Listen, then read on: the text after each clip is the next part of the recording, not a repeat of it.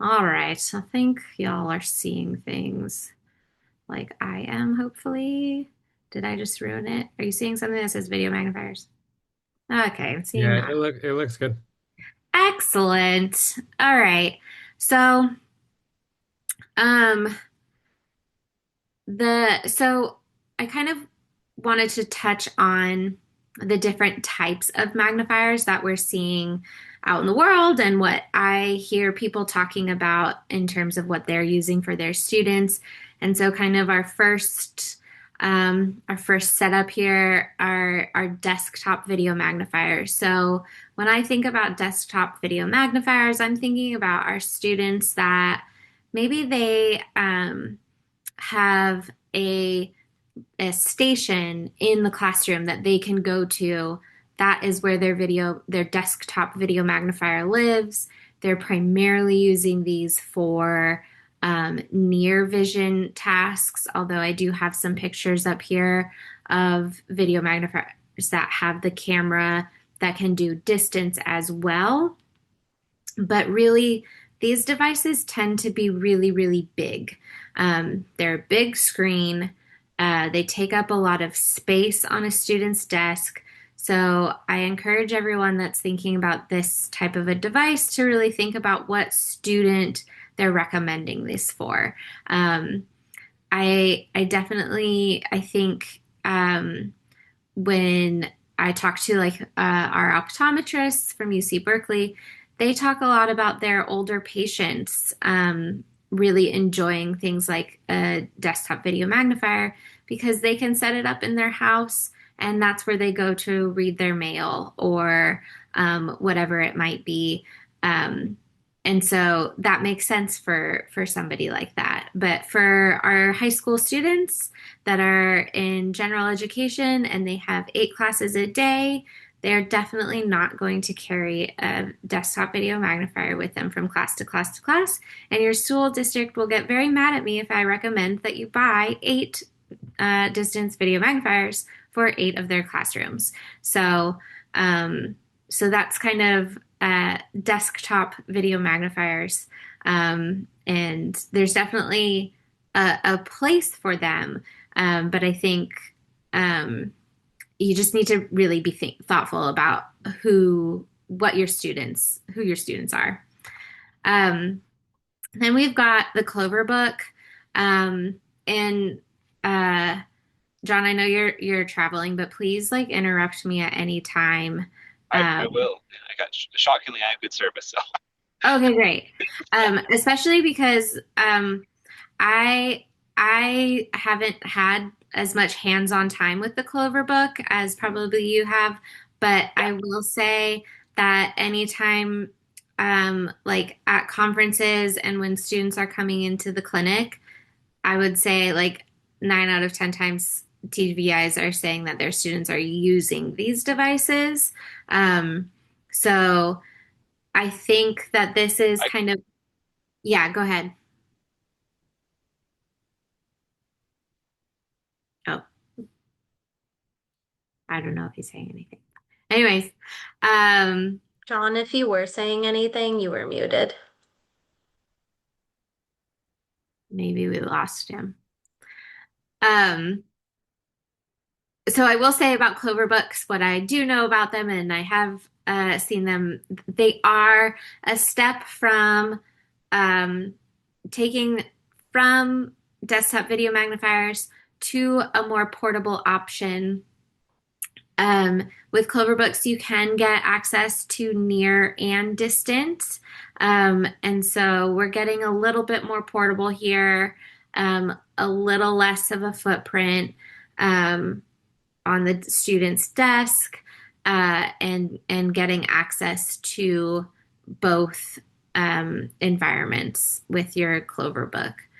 Um, Sam, do you mind if I mention one thing real quick? Please, oops. I just wanted to mention that when you're looking at these video magnifier options that Sam is showing, kind of thinking about that whole recommendation process for your district and thinking about the longevity of the device versus your student as they progress through the school system in terms of, is it going to be easier to buy the more portable device now because that means in 3 or 4 years when they go into a different type of environment, you're not asking the school district to buy another device.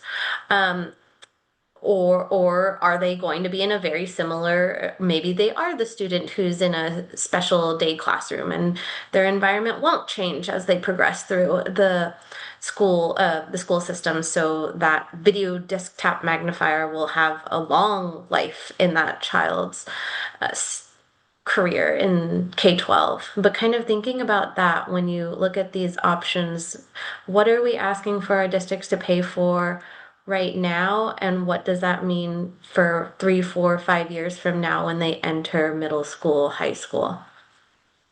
Perfect. Thank you, Allison, for bringing that up. Um, uh, and then I have some pictures of the Jupiter and Friends. Um, the I don't know who was first in designing this type of a video magnifier, but these are our you fold them up, you fold them down type of device. The screen is kind of in front, the camera's in the back. Um, some models have a camera that can rotate around to give you a better view of your distance environment.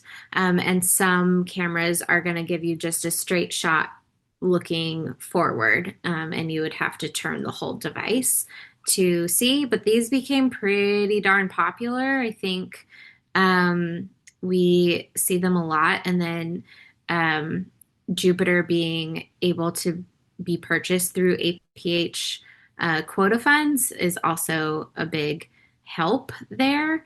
Um, so again, kind of moving to more portability here with these types of devices, but there's definitely some drawbacks. And again, these ones I wouldn't say necessarily like fit easily in a backpack, um, but they're getting a little bit more portable.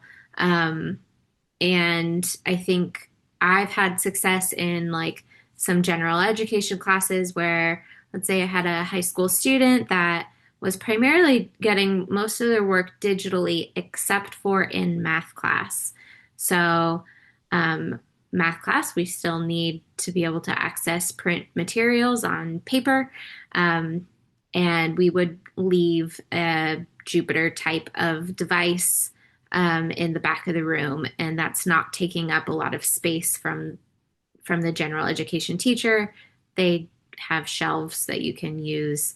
Our students knew where to go to find their video magnifier, plug it in, and it would just be plugged in the back. It can last a class period on battery life, so it's not a terrible option there. Um, but I definitely don't think we're going to get buy-in from students in taking these devices around with them to 8 classes a day. Um, oh, I have a raised hand. Yeah, Laura. Oh, you're on mute. Sorry about that. So That's that okay. Magna link that you were just showing, can you guys see me? Okay. Yes. So they have a smaller one that connects to the iPad Pro that I really, really like that John Sterling actually just, we were working out the little quirks. But yeah, it's the small one up left corner. Yeah. Up Yeah. right there. The So iTab. I really like that one. There's one that connects with cords into a computer, and then there's that one that's with the iPad Pro. Yeah. So far my students really like that one, and the Jupiter, but with all the cameras that I've tried with them, they love the Jupiter. Mm, yeah. So basing it on feedback from my students as they're getting older, I did get the iReveal 16i. That one's nice Yeah. because you can connect it to the Google Drive and all the Google stuff, but Right. they do prefer the smaller. I've noticed Yeah. so. Yeah. And I'm glad that you brought that up of like listening to the feedback of our students. I think that that's so important, and we often are like, we might go to a conference or talk with other TVIs and hear like, oh, there's these new greatest and latest devices and you're gonna love it. And they might not. They might be like, well, I have used my Jupiter for 10 years and I really like it and it does all the things I need it to do. So, and if it really is doing all the things that they need it to do, then, don't rock the sleeping baby. Um, so, so moving more to some more portability options. And one of the conversations that Allison and I had is, I think you go into any classroom now, even, starting second grade on, there are screens everywhere, right? And there's iPads, there's Chromebooks, there's laptops, and the kids have access to that. So I think that there's a growing push for we don't need our video magnifiers to come with a screen anymore. We already have the screen. Screen is covered. Give us the camera access to what we need to be looking at. So here they are.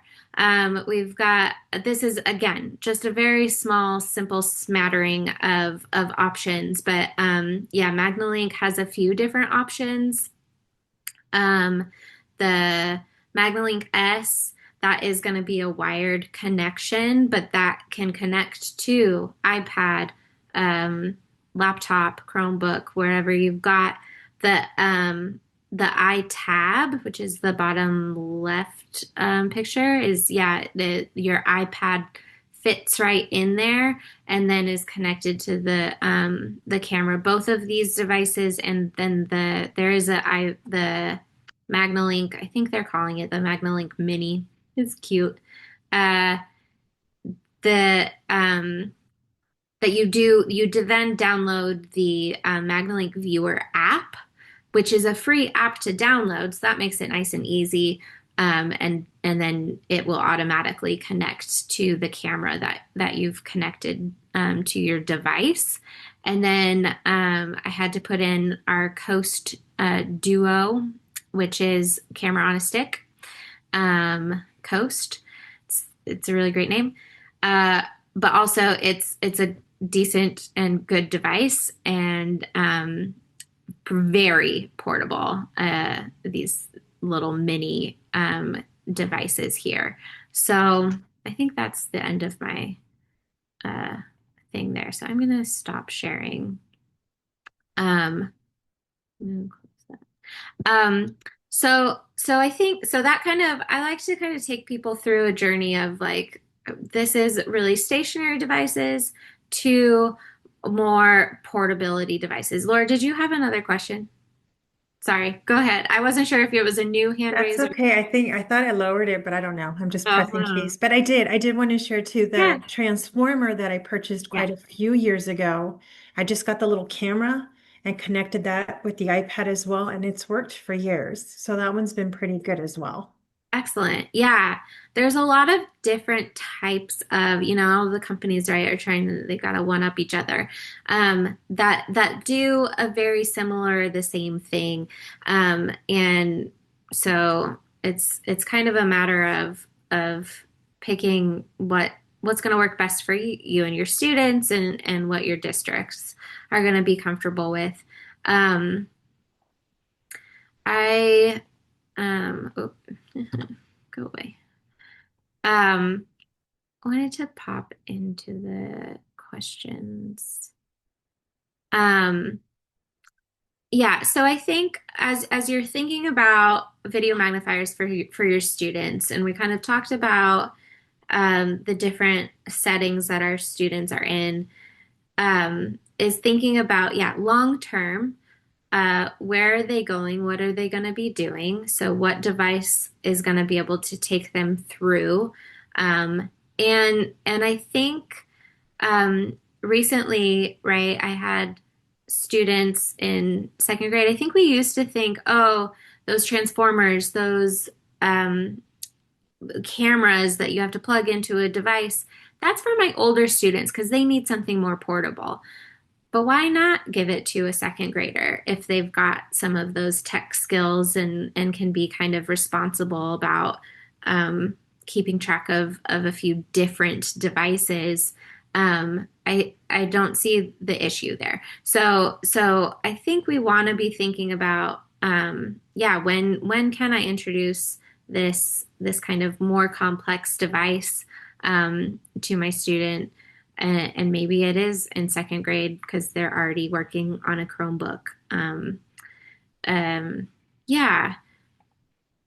Um, I think, Thank you, yeah, Sam. Um, if the mountains let John free, he will join again and add his 2 cents because I think there were a couple times he tried yeah, and failed. Uh, but until then, um, we're gonna shift gears and kind of think about a digital workflow for our low vision students because, especially keeping our Gen Ed students in mind, there's a lot of reading, a lot of writing, and a lot of more robust tasks that require more attention to detail, whether that's collaborating on a group project in an environment that requires collaboration or monitoring different files in different folders for different classes from different teachers. It all kind of ends up on a computer in a sense. And we can think about these situations, taking, for example, the cameras that connect to iPads and laptops and Chromebooks as a really good integration of the magnification along with setting up that digital workflow because it doesn't require a huge setup and presumably they could be on one device switching between their classwork and what's displayed on the board. For example, if they're required to fill out a worksheet based on a presentation that's being given, they could have their Google Doc open at the same time as having the app viewer open for the camera that's letting them view what's on the board. So it becomes a more streamlined way of viewing and interacting with their materials rather than switching between multiple devices or potentially sitting in one specific spot in the classroom and then going to another spot where their other device or computer is available for them to actually complete the classwork. Also, we can think about eye fatigue and different types of settings that might benefit our students to have more efficient use of their vision when they are using it to access the classwork. For example, this might look like knowing that your student can definitely handle spot reading if given um, you know, the opportunity to read along with a presentation that's being given on the board. We know, or you've maybe determined through assessment that they can handle this level of reading with their distance video magnifier, but magnification may not be the option when required to read a full text or multi-page text or to interact with a multimedia type assignment that involves maybe pictures that they need to pay closer attention to. So this is when it becomes setting up that digital workflow with the teacher looking like Are things posted to Google Classroom? Are things available in a cloud-based file management system like Dropbox, OneDrive, or Google Drive? And then how can a student turn in an assignment? Maybe the rest of the class is writing, but long form writing is not sustainable for your student. So, creating that digital workflow for them to type their assignment and then email it to the teacher. These things are kind of intuitive in a sense, but with a low vision student, especially in those academic gen ed settings, we have to kind of think about there are multiple ways that the student's going to be interacting with their curriculum instead and turning in assignments and interacting with their teacher and interacting with groups and projects.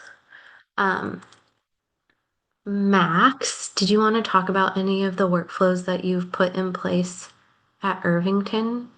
Yeah, and as a matter of fact, as you were talking, I remembered this very specific thing that I worked on last week that I can't find right now, but it was really I would love to start with that because it's more anecdotal than it is anything.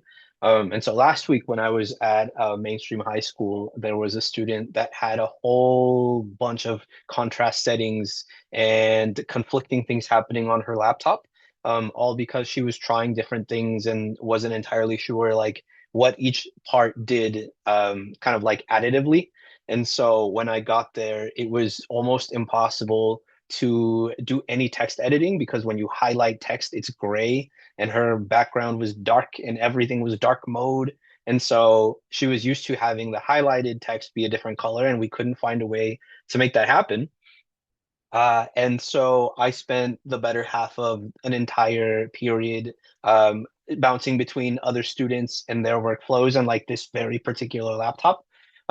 What ended up happening was she had a widget on Google Chrome that was changing one part of sorry, I got distracted. I have a toddler knocking at the door. Um, one part of the Chrome was in dark mode, but then her contrast settings on Windows were different. And so it wasn't really allowing those things to play nice with each other. Um, and so I ended up finding this really cool thing within Google Chrome that is accessible through the dev options that you have. And you can access those through F12. And I couldn't find it this time, but it's a really fun, well, yeah, it's really fun to try to find this very, very specific option that is like make everything natively dark mode without messing too much with all of the other Windows things. So I was able to mostly default all of her Windows settings and then keep some of the dark mode settings inside of Chrome so that it would be workable. Because another part of this student and many other student workflows at Irvington is to color code things. They benefit a lot from having, let's say, your questions as a color and then where you place your answers a different color.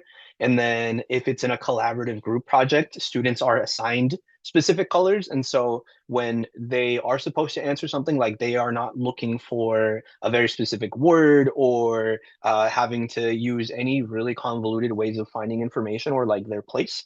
So they love to color code, and every student individually has all of their modifications already logged. So some of them have specific fonts and then also specific font sizes that they prefer. And then on top of that, I think this is something for all students to have is having uh, their assignments shared. So there's like a master folder for all of the students. And inside the master folders, there's a student name folder. And inside the student name folder, they have their classes. And then inside of those, they have all of their assignments. And they learn fairly quickly throughout the year how to navigate all of these things, which is phenomenal for them because they are not using this in just this specific context. They are also able to generalize and have their own systems other than their school stuff. So those are two of the workflows that I can think of off the top of my head, but I also have some notes in one of these tabs. Yeah, so I said color coding, master folders, nested folders, and they work across multiple devices to keep all of their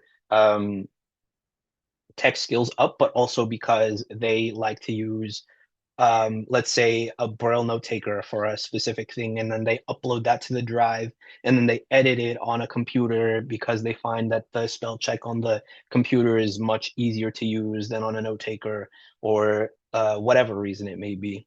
So I've seen a couple of students go from the Braille Sense drive to File Manager on that device, and then kind of extrapolate and use file management in Chrome.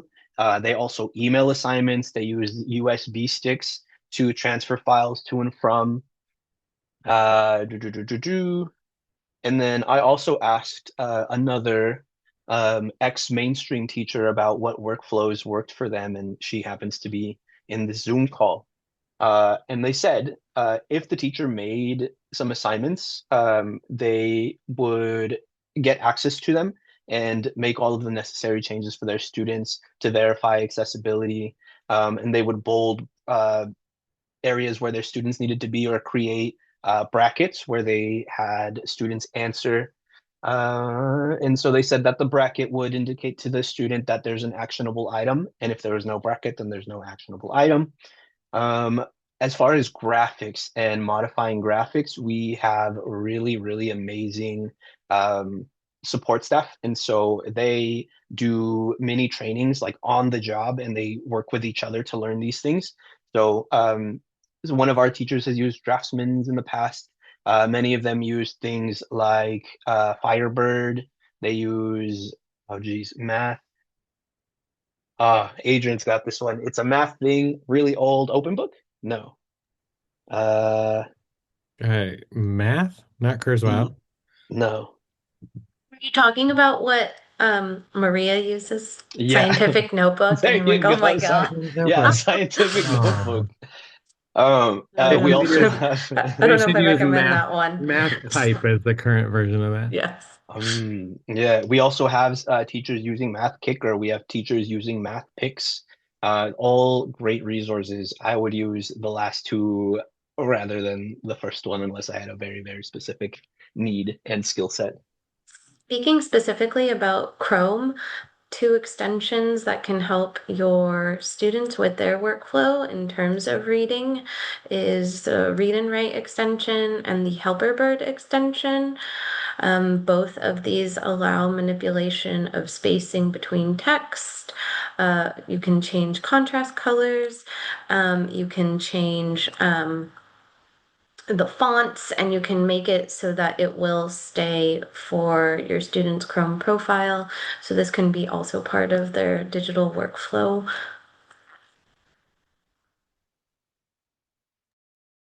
Hmm. Did you want to talk about iPads at all and like using apps to take pictures, Max? So sorry, I lost connection to my AirPods for just a second. Did you ask me something? I just heard you Yes, say I Max. said you were going to talk about iPads and like apps to take pictures of like assignments. If the Oh, video, if like magnification. can I be so honest with you? Yes. I Well, was maybe we're being mostly recorded. I was mostly messing around when I said I love the iPad. But I am not a huge fan of trying to make an iPad for a blind student work because it requires such precise, like you have to learn the distances between your uh that makes me happy for you, Laura. Uh, you have to figure out distances between the iPad and the paper. You have to make sure that the paper is oriented perfectly so that it'll get the best quality picture. So that if you're gonna modify it in something like Notability, you have that working well for you. You also have to worry about the print quality. If you got a copy of an assignment and it's not beautiful and bold and printed with a printer that has full ink and not like the end part of the ink cartridge, it is uh, in my humble opinion not the most ideal. But if you do have to use it, there are tons and tons of things that you can do to make the process easier. I myself have a very fancy Magic key. Oh, you can't see it. Magic keyboard. Where are you? There we go. Magic Keyboard, and that stabilizes a lot of what I need to do. There are also 3D prints, tons of 3D prints available for you to make like a stand for your things. Earlier this year, I had a student that wanted to record. They have a passion for YouTube and Legos, and they wanted to record their process of like how they do these things. And so we spent some time together with his family to find a print that works for that specific application. And so what they wanted was for the iPad to be positioned very specifically, and they were going to be in a static area. So for that, that was beautiful and it works. But tons of solutions exist for the very specific problem of teaching spatial concepts and like being able to have perfect access and like perfect alignment of assignments. I don't know if that answers the question entirely. I don't know. I feel like there was an iPad battle going on. You know, I fully recognize that I have a very obvious bias, and I would love to hear Laura's experience and the love for the iPad. I'm willing to change. We're gonna have to have a tech after hours on iPads specifically. I feel like that would be like a 5 hour. I'd be worried about how many questions come in. But we are coming down to our last few minutes, so kind of as a little recap here. So, when thinking about video magnification and the type of solutions that we have for our students, we're thinking about the environment, one class versus multiple classes, portability versus staying in one static location, the tasks of an academic gen ed setting versus daily living skills or potentially vocation and community-based activities that you find in transition, understanding how your purchase today or your advocacy for a purchase today looks like in several years if that student's environment and placement changes, and what your district's willingness to spend more money is. And then thinking about the screens that your student already has access to, and if cameras will make the difference versus a standalone video magnification um, device. And then, if you're leaning towards that way, how do you also integrate these digital workflows to supplement your students' access to magnification? Are you building a workflow up from the get-go, or does your class, or do the classroom teachers already have a Google Classroom or cloud-based sharing folders? Do they have the email that students can readily access during class to send written assignments to? What do collaborative work projects look like? Are they mostly computer based, or are they with actual materials on desks? So kind of taking in those considerations and then understanding your student and knowing how their workflow will be impacted by your solution. Now, he's popped in and out multiple times and we got him right now. So we're wrapping up. But John, if you have anything to Yes. say, give us all your opinions about all the video magnifiers. Oh, blue. All right. You might lose me again, but I'll give my shot. So anyway, you guys did a lovely job anyway, so you didn't need my opinion too terribly much. But I would just say that I've done a good bit of field work at this point with teachers and students. And I've seen a pretty big trend towards the smaller, more portable, which I think is pretty understandable. At the moment, I'm really loving the devices such as the Coast Duo that was talked about, or the MagnaLink S, or the iTab, because they are kind of what I call hybrid solutions. And I think that's my own made up term. So if nobody knows what I mean, that's because I made it up.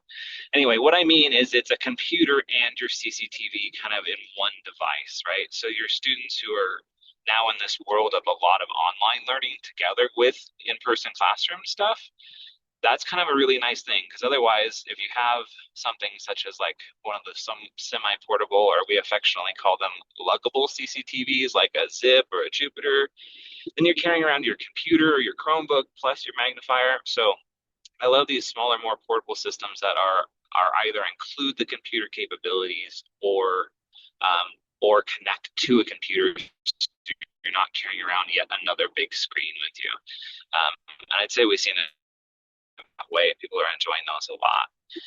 The other thing that I would love to say, I don't, maybe Sam already touched on this, but when you like, the Clover book was one of the first ones we talked about, and that's awesome. But you do want to watch out that because the camera on that doesn't have any optical zoom.